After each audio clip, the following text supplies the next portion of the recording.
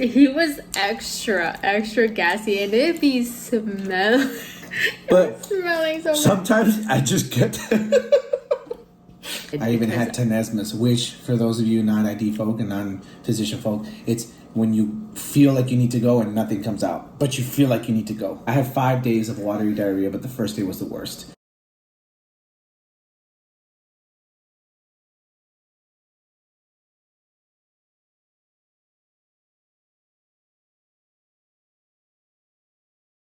Well, I ran out of storage on my phone, so we had to switch and record on his phone. Because you're lame.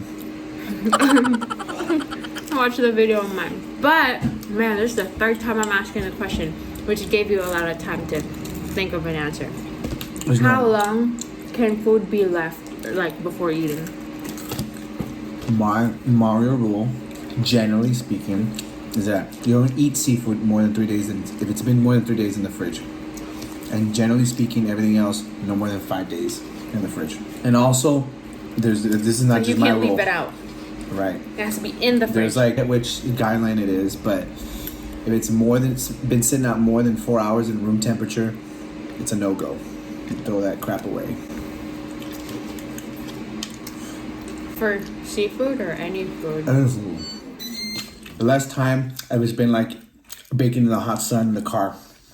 In the car, even though it's really hot outside? Well, because it's like going to be warm in there, but not warm enough to where it kills. Like, because in the car it can be like 180 degrees, but like in that food, it's like 98 or 102 degrees. If you could have one type of food poisoning, Probably there's a staph toxin, huh? which food poisoning would you want the most? If you had to have food poisoning, you definitely don't want salmonella, because that can get in your bloodstream. You definitely don't want listeria. E. coli? That'd probably be the one, or the staph or bacillus, because then you just get the symptoms in like 4 to 12 hours, and then you're done after 24 hours. Like, it's like one to the next. And the symptoms aren't too bad. Yeah, nausea, vomiting, sometimes diarrhea. So, but if you hate vomiting, like I do, that's just why I'm so paranoid when it comes to food poisoning, is I hate it. I get the worst brunt of it, and I hate vomiting. I hate the malaise. I just hate food poisoning. okay, real talk. In the Philippines, not a lot of people experience food poisoning. Yeah, because you are so exposed to it. You have great immune systems. Because real story, we had food poisoning. Yeah. Tell them what happened when we went to Dallas. It's a classic. We went to and I will name these people out because I should have reported them to CDC. What was it? Some Thai? No. Was it a... It was like a boba place, guys. Yeah. And they Thai also... boba place? Or was it? It was like... No, I think it was Vietnamese. What city was it? Or Chinese. Or Taiwanese. Where they make Taiwanese chicken. Yeah. We went there for the boba, and I really love Taiwanese popcorn chicken. So, we had just eaten lunch at Fadi's, and me being a pig, wanted a boba and Taiwanese chicken. After we stuffed ourselves at Fadi's. On the way back. Yeah. Back to our city. So, I went and ordered. I had this weird feeling because it was really fast, and I ordered like boba and chicken and stuff, and they served me way too fast, and I was like, they must have really like, you know. But you know what? It happens. They can be really quick service. Whatever. So we get in the car. Your butt. We're driving. Now I'm eating like a lot of these popcorn chicken. He's driving. I'm just in a passenger seat. I'm driving, so all my attention is focused on the road. Tell me why. I felt like there's something off. I look at the chicken, like the texture was really weird.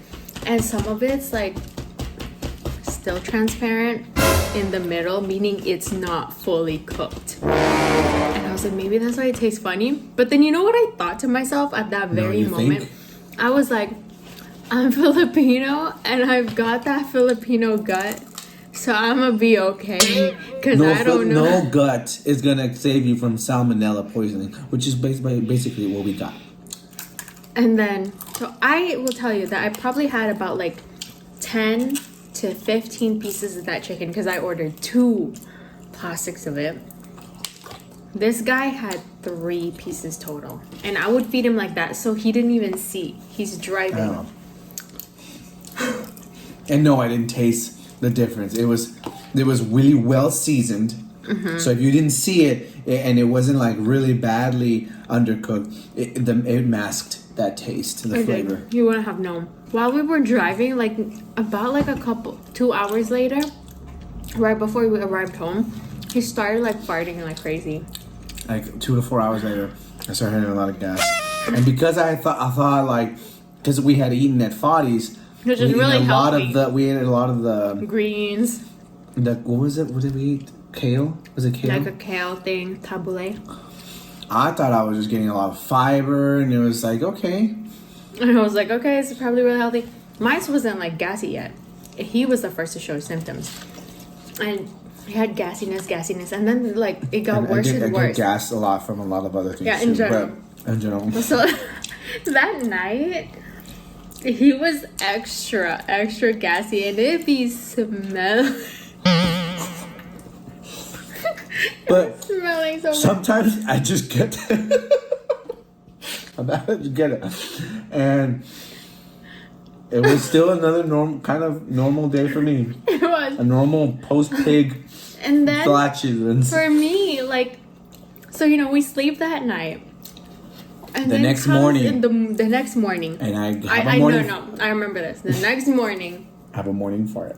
he has a morning fart, and he's like, "Oh, I gotta go," and his guy runs to the bathroom. He went to the bathroom, and I remember like hearing him like saying, "Oh," and making sounds, and so I'm like, "What the heck is wrong with him?"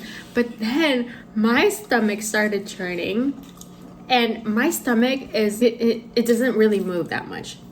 What do you call it when it's hypoactive? So for me, that morning to experience that, I knew something was a little off. I was like, what if me and like Mario got something? You should already put 2 and 2 together because you had already seen the. And then I was thinking again, like, what if it was that chicken? Because I had such a weird like feeling about it, like something was nagging at me. You had intuition. And then Mario comes out from the bathroom. That was stronger than your reasoning. Like, yeah, and it smelled really bad already. Like, he goes to the bed. Our 2 kids are also sleeping.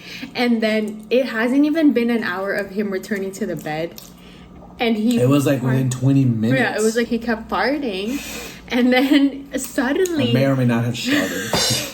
He totally sharted. And he like jumped up. I gotta go. He's like, I gotta go.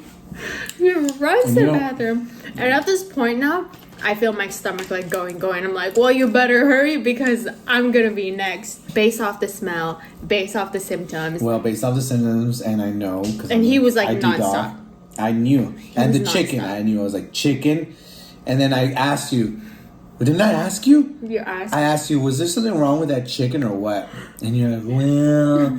It was kind of undercooked because it was clear, and I was like, he's like, we got salmonella. You didn't think to mention that to me? What did you say?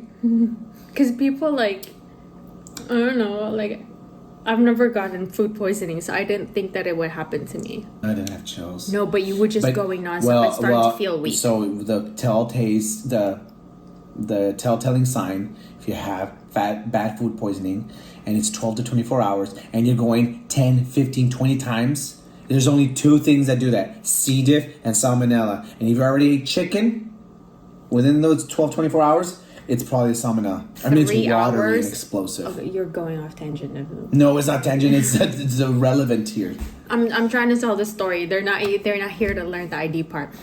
3 hours after that, he just would not. So he practically was in the bathroom the whole time. And I was like, we can't just be doing this. So I called my parents. I had the kids like ready, and then we decided to drop him off to my parents, and we drove. Huh? We wanted to go to the clinic. Oh yeah, because I was like, I mean, I'm trying to keep my fluids in, but it was freaky. It was scary because I was going every single hour. No, do not just every hour. You were going multiple times an hour.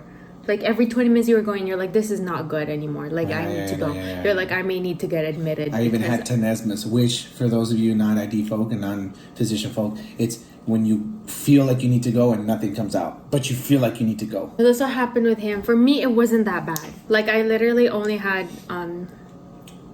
like symptoms for 2 days. Yeah, you had it for 2 days, and it was like... And I ate, like, the first day was the chicken. worst for both of us. And then by the second day, I'm only going, like, every couple of hours. Which is, like, you know, nothing bad for me. But this guy, dude, for 3 pieces of chicken... Yeah. It was insane. And he said it's probably, like, my Filipino guts that still, like, managed to beat it really fast. Had been exposed to it in the past. And it was like, oh, we recognize this. Oh, yeah, nothing biggie. I had 5 days of watery diarrhea, but the first day was the worst. I went to the restroom 24 times that day one, which is roughly once every hour on average. But it was all within the first 12 hours that I went like 24 times. Man, that was rough. And then after that, I would learned. go like 2 or 5 times. We learned our lesson, or I learned my lesson. And ever since then, like, it took a while for me before I could eat, like, fried chicken again or, like, chicken nuggets because I just got so paranoid. After finally experiencing it for the first time, I was just like, oh, so this is what it feels like. And, yeah, it was not fun. So, yeah, that was our first, like, couple food poisoning story, which is so weird because that was after our couples retreat. How sweet and romantic that we experienced food poisoning together. You poisoned me. Knowingly poisoned me. So know the signs, know the symptoms. Now we will go on to our video. So if you watched this whole thing, then super proud of you. If you have any questions, comment down below. And yeah, we'll get back to our videos now. Don't eat undercooked chicken. And I've seen some videos out there, Snapchat videos. Oh, I like my chicken rare. There is no such thing. Don't be a dunce. That ain't no beef. Okay, it's not a steak. Pork and chicken. I mean, I have to say this because, like I said, in this generation, day and age, people like be making up weird stuff and challenges. Okay, chicken and pork. There's no such thing as medium rare or any of that stuff. It must be thoroughly cooked. Opaque, not transparent.